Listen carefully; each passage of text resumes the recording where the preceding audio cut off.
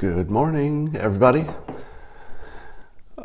Oh, gee, why are so few people getting on here this morning? That's interesting. All right, come on in here. Grab your beverage. Today, you probably know what I'm going to be talking about, don't you? I think you do. So, for those of you who don't know the backstory on this, during the presidential campaign, before we get into it, it's time for a simultaneous sip. Does everybody have their coffee or a beverage of your choice? It doesn't have to be coffee, but it's much better with coffee. Get ready, simultaneous sip.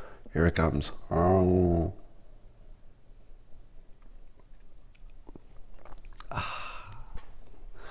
That's good coffee. All right. So by now, most of you have seen the tweets from Project Veritas. They show a number of undercover videos in which their undercover reporter talks to a number of different current and ex-Twitter engineers and employees and asks the question about whether shadow banning is real and whether Trump supporters are being shadow banned. How many of you saw the videos yet? I think most of you probably saw them, or you wouldn't be on this Periscope. So let me give you some backstory. Back during the campaign, it seemed to me that my tweets were not being seen by the people who were following me. A lot of people who followed me would become automatically unfollowed, and they could follow me and they would get unfollowed several times. It happened even to my own brother, who only uses Twitter to follow me. So in that very specific case, there's no ambiguity about whether or not it was a accidental or something. My own brother got unfollowed multiple times. I don't think he follows anybody else. So I had complained about it in my blog and tweeted about it, as had many other people, mostly Trump supporters.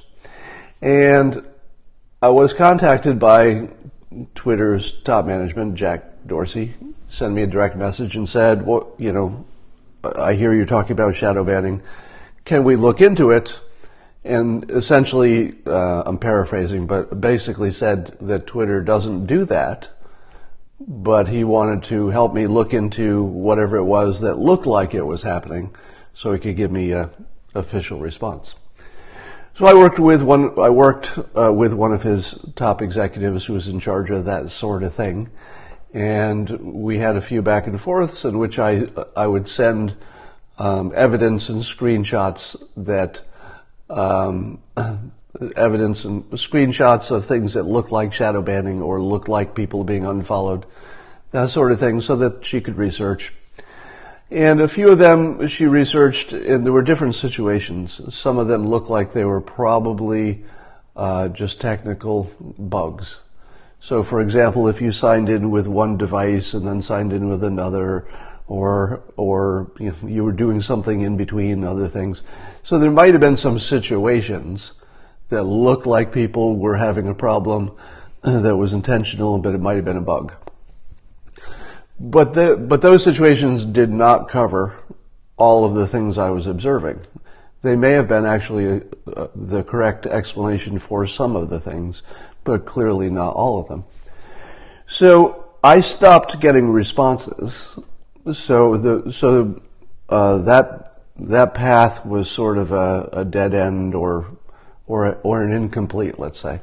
So my own experience with Twitter management is that some things were identified as bugs as opposed to shadow banning, and there are other things that I just don't have an answer for, and communication sort of trickled off and stopped after a while. I'm not sure why. So now Project Veritas does this undercover video, and it purports to show a number of current and ex Twitter employees talking about shadow banning as if it's something that they do. But here's my problem, and I'm going to disappoint you. I know you don't like to be disappointed. You want me to agree with you on stuff. I watched the Project Veritas video, and I didn't see a smoking gun. So I still don't have any kind of proof, should you say, of shadow banning or no shadow banning, but I watched the video, and the video is presented as if it confirms the shadow banning exists, but it's not quite there. There may be other videos that are different. What it does instead is the way it's edited. You'll see somebody talking about what shadow banning is, which is just a description of what the idea is. And in one case, it talks about it's being done at Reddit, somebody thinks, but they don't work at Reddit. But that person thinks it may not be done at Twitter. Then there are other people talking about Trump supporters as an example, but it's just an example. And then there are people talking about banning, quote, shitty people, but shitty people are not defined. Could they just be people who are violating the terms of service, for example? Now, if you put them all together, it does leave the unmistakable message that Twitter insiders are admitting to shadow banning. But if you look at each individual piece of it, it's not quite there. It's people who, think it might be true. They're talking about how algorithms are created. They're talking about how you could do it. They're talking about Trump supporters. They're talking about Russian bots. They're talking about they're mostly conservatives. It all gets really close to saying that it's confirmed, but nobody actually does. So some people are just assuming that shitty people means conservatives in this context, but the person who said shitty people did not define it. And certainly there's plenty of room to imagine it could have been just people who, threaten violence, people who do other inappropriate things. So, somebody's telling me to watch again. I'm going to ask you to watch again. All right? Why don't you watch again? And you're going to see that it gets really close to confirming shadow banning, but it doesn't. All right? I didn't see it. So there's, talk about a few other things. Now, by the way, we might see video later that confirms it or not, but I'm going to say I didn't quite see it. Right? How would it be confirmed in your view? Confirmed would be someone who currently works there or recently worked there saying, yes, shadow banning is real. We really shadow banned Trump supporters. This is how we did it. Somebody in particular was in charge of that. That would be confirmation.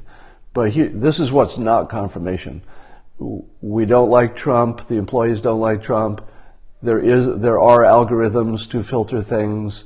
We did try to get rid of bots. We try to filter out shitty people. None of those things are confirmation of shadow banning. And that's the stuff I saw in the video.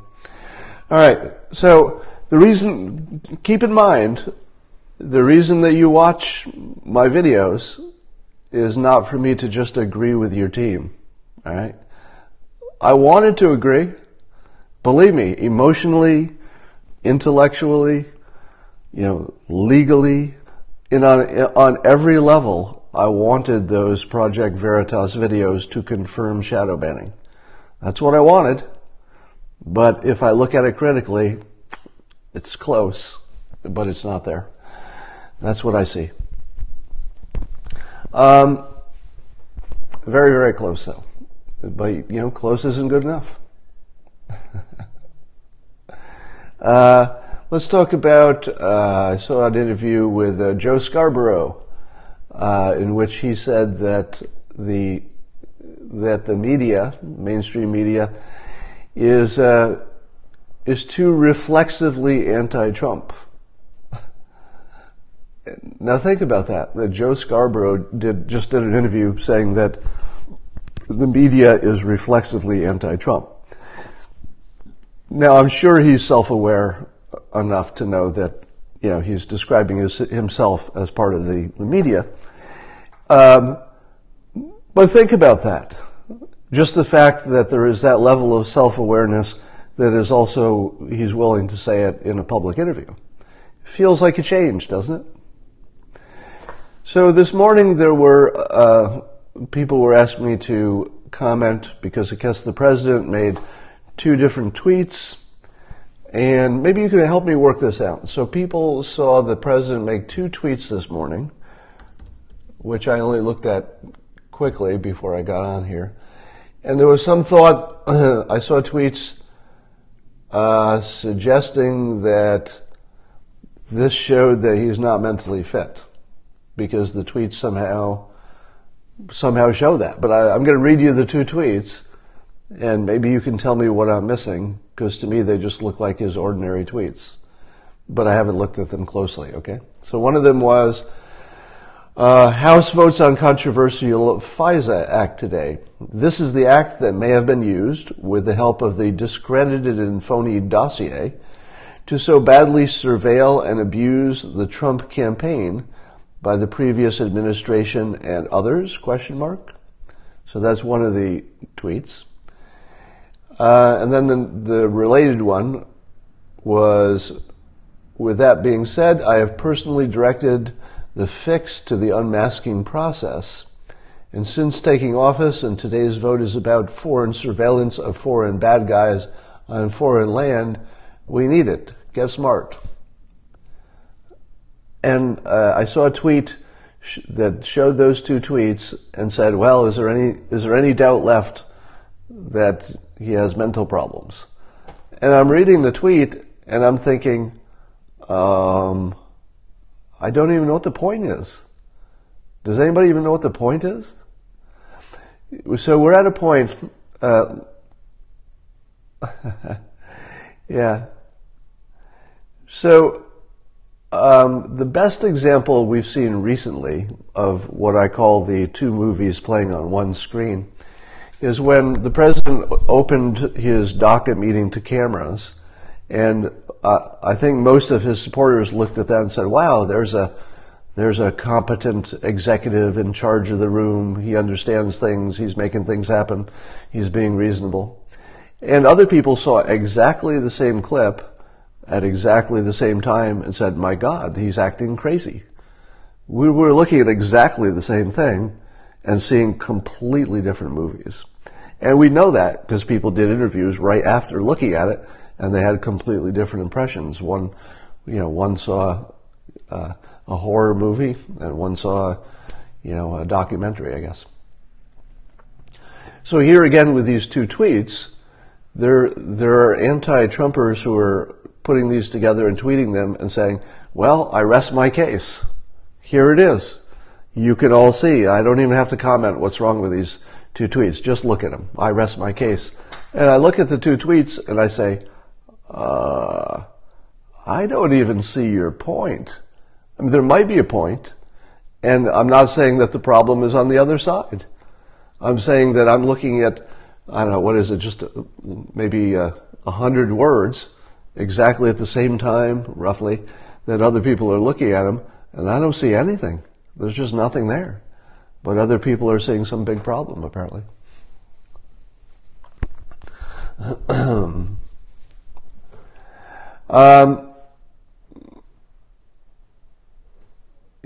You forgot the napkin, yeah.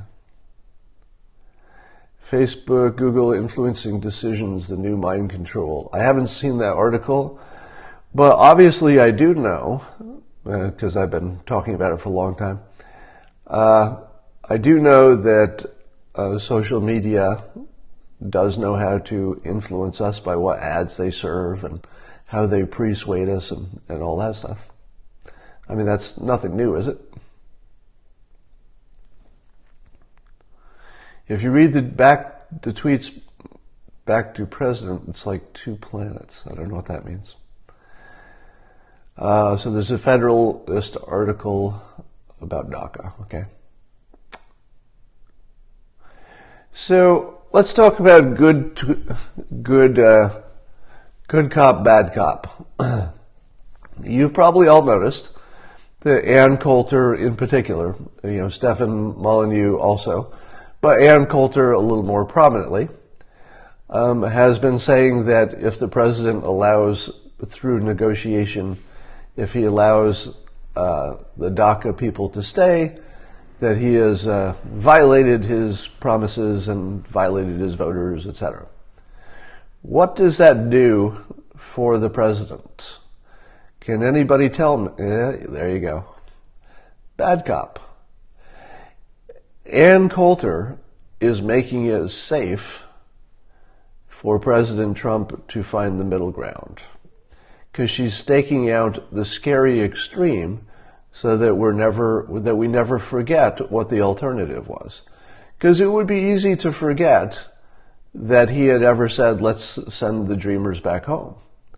And that would be a very big negative for his negotiating position. Now, I'm not saying that she's working with him and it's some kind of coordinated thing. But the effect of it is, so I'll just talk about the effect of it, not the intent. But the effect of it is it continues to remind us what the extreme position is on immigration, so that if he's negotiating for a middle ground, he's got a stronger position. So I would say the Ann Coulter's yes. Sorry, just gotta send a little message. Now, also, you may have heard, have you heard the news about the so-called bloody nose strategy? Apparently, there's talk or rumor that McMaster's in the administration is favoring a bloody nose to North Korea. The bloody nose meaning some kind of a limited military strike to show them that military options are on the table and we're not going to pause to use them.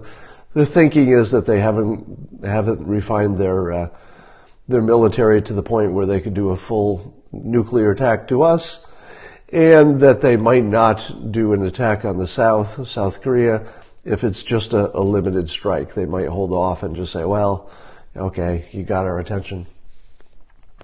Now, whether or not that's a good idea or a bad idea, what role has McMaster's taken in our mental process?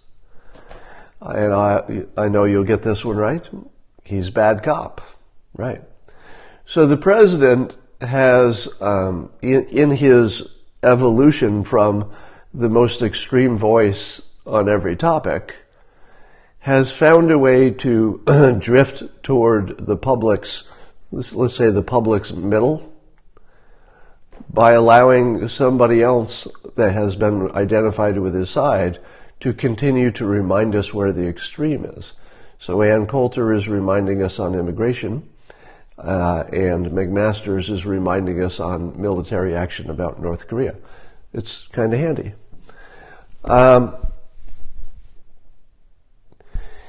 Now, I'm not saying that either of those are necessarily a conscious plan that they sat around and said, you do this, I'll do this.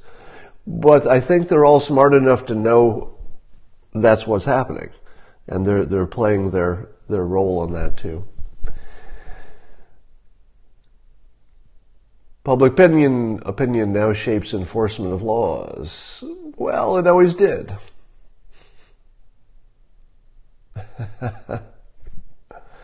Apparently, Mattis, it is being reported, is not in favor of the bloody nose strike. But we don't really know. Scott, do you agree with E-Verify? Well, I have mixed feelings about E-Verify. In concept, it makes perfect sense. There's nothing on the surface of it in terms of what it is that seems like a bad idea or that it would be a bad law or necessarily that expensive, all things being considered. So E-Verify, I think E-Verify is where an employer, for example, can quickly verify whether somebody's a citizen. That's my understanding of it. So it would be a national system that makes it easy to verify that somebody's a legal citizen. Here's my feeling about that. It might wipe out the restaurant business in California. And I like restaurants. I don't own one anymore. But it might completely eliminate the restaurant business in California. And that's not even a joke. I'm saying that in all seriousness, the restaurant business in California might collapse. And other businesses, small businesses as well. So E-Verify, I have no intellectual or legal or moral argument against it. It's just one of the many ways you can secure your border, and it makes sense to secure borders. But man, it would just kick the piss out of the states that depend or have depended on a certain type of labor, shall we say.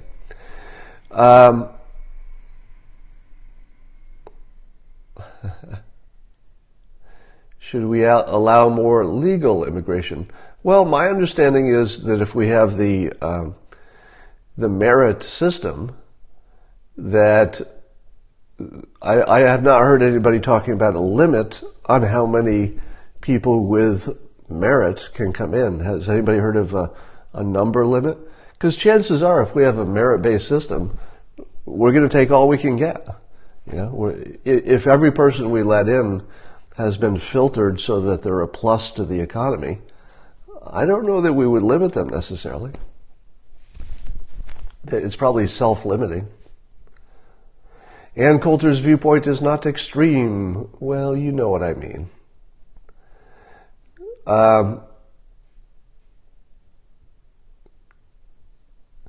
Pay people a living wage. Well, the people who say just pay people a living wage generally are not people who understand economics or business very well. Because the only way that can happen is if businesses raise their prices. And if they raise their prices, fewer people go to those businesses, and some number of them will actually go out of business because it just won't make sense anymore. One of the big reasons I got out of the restaurant business, there were several reasons, but one of the big ones was labor costs seemed to me were certain to go out of control with healthcare and everything else. So it didn't look like a business model that was sustainable to me.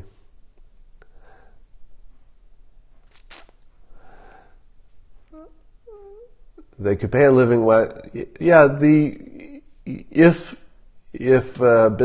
businesses are giving raises based on the tax changes, then that could be a good system, sure.